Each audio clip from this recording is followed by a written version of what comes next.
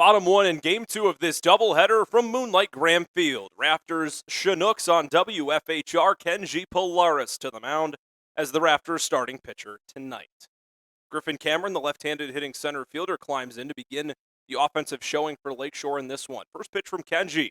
This is up for ball one.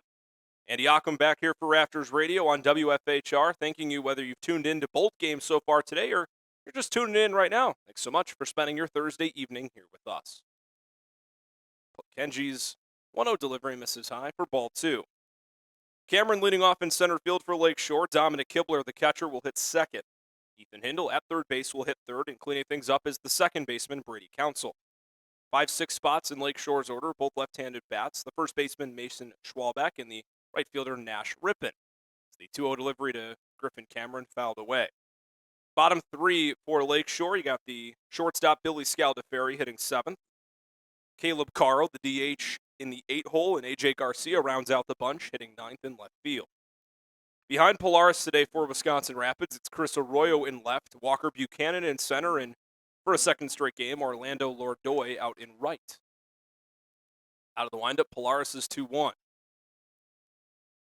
Fastball fouled straight back to the screen, count now 2-2. On the infield, it's Mason Onati at third and Tracer Lopez at short.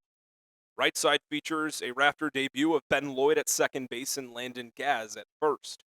Gabe Casso, the Northampton Community College product, to do the catching for Polaris this evening. 2 balls and 2 strikes the count. Kenji looking to retire the leadoff hitter in Mequon. Gets the signs from Casso, the 2-2. That one misses outside. Count now full. Polaris throwing in his 5th ball game as a Rafter and has made 3 total starts in his first 4 appearances. Last went 5 shutout innings at Battle Creek 8 days ago. That 8-0 loss against the Battle Jacks in the final contest of that Michigan trip. The 3-2. Rolled over on the ground right side. It's the second baseman, Ben Lloyd. Flashing the leather, gloving and throwing to first in time. First batter retired in the inning, Dom Kibler, who came in to Game 1 as a pinch runner in the spot of starting catcher Vidal Colon, will get his first plate appearance of the doubleheader. Against Battle Creek, Polaris, 3 hits allowed, 1 walk, and 5 punch-outs of the 18 he faced. In 15 1/3 innings pitched on the season, he brings a 2.35 ERA into this one with a 1.24 whip. Kibler, the lone all-star selection from these Chinooks, takes a first pitch breaking ball outside for ball one. He's finished up his freshman season at Kent State. Did collect an at-bat in the All-Star game on Tuesday as well in Mankato. Game 38 on the season for Kibler. That's the 1-0 from Polaris. On the outside corner is there for a called strike. In 109 at-bats so far this season, Kibler hitting .284, 31 hits, 11 doubles, 2 homers, and 17 RBIs. Polaris gets the signs from Casso. Less than 10 on the pitch clock, and now he comes set. The 1-1. Goes fastball, and he blows it right by Kibler. Count now 1-2. In his final game prior to the All-Star break, Kibler collected 2 at-bats and 3 plate appearances against the Wausau Woodchucks. Went 1 for 2 with a run scored.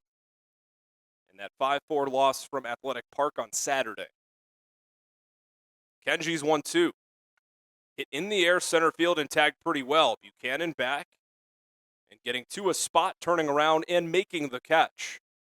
2 up, 2 down here in the first.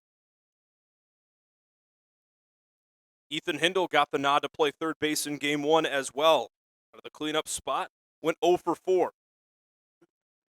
Recorded the final out of the ball game, popping out to Chris Arroyo, the Rafters first baseman in Game 1 in foul territory. It was Evan Parmer getting the final 9 outs out of the Rafter bullpen and collecting the win. 3 shutout frames for Evan, 5 hits allowed, a strikeout on 43 pitches. First delivery from Polaris to Hindle, misses high for ball 1.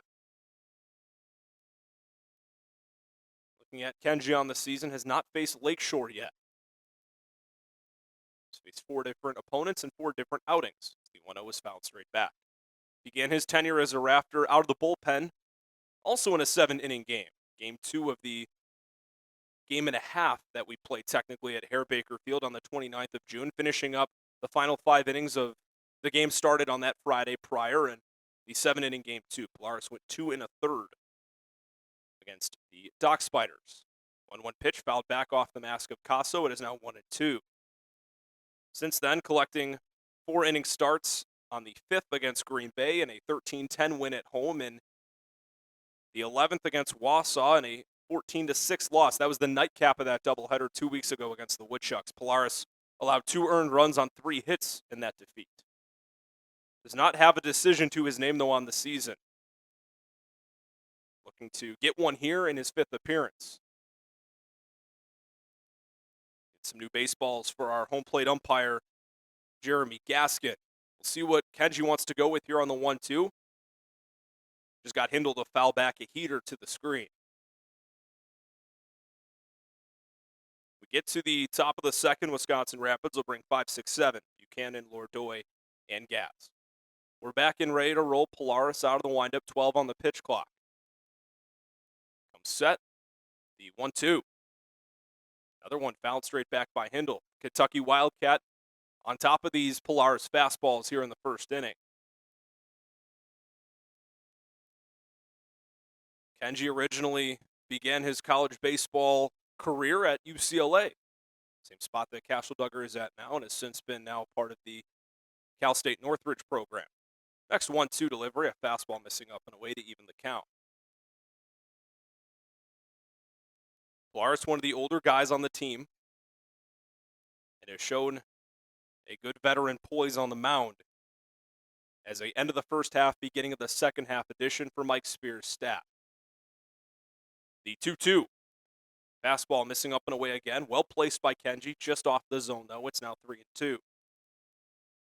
Brady Council is on deck, then it's Mason Schwalbeck, the first baseman.